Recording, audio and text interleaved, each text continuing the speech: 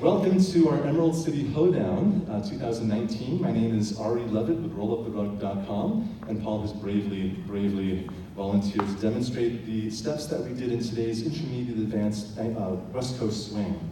So we started today talking about this very important connection that we have where we're springing away from each other. And the connection is right here in my partner's humerus and my wrist and elbow. This is where I use to phalange my partner. I take my elbow, I could rotate it out, and I'm using this tone of my partner to leverage my partner across the front.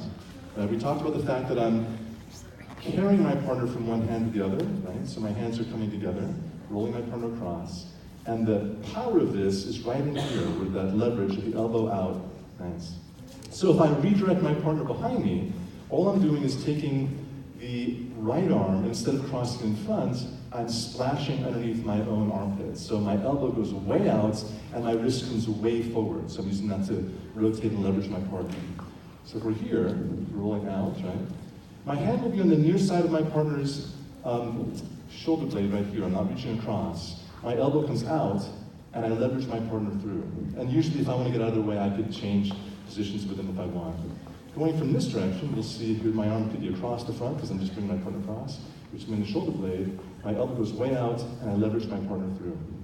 Follows, just keep your elbows lower, keep your tone in your frame, and don't let your newspaper, we talked about the newspaper hold, go behind you or let that paper get flapped into your face. I want to roll my hips, I want to keep my eyes toward where my point of contact is, and I want to use this leverage and tone up to match what my partner's doing. So setting my partner behind me right there, nice. Excellent.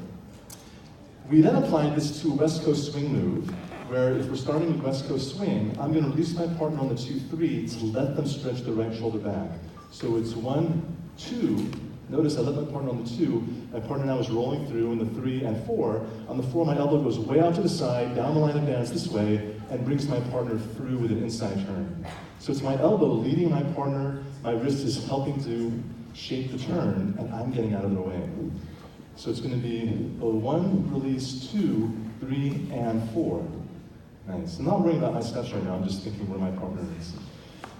We could finish just with that, with an 8-count whip turn, with a 1, 2, 3, and 4, 5, 6, 7, and 8, or 1, 2, 3, and 4, 5, 6, 7, and 8, taken into our blues class. Or we could add on this little variation that is one of my favorite that we did today, where I am using my right hand to create a tunnel and getting my partner to rock away from me on count 5. So it's 1, 2, 3, and 4, 5. All right, so I'm not worried about grabbing my partner. Their hand will slide down and find my arm if my arm swings down. On the 5, 6, we're going 6, 7, and 8, 9, 10.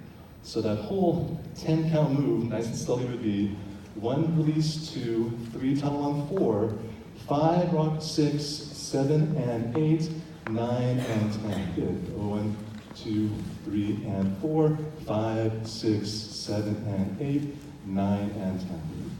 Nice job, Paul. Nice job, you guys. Thank you so much for coming out this year. We'll see you next time.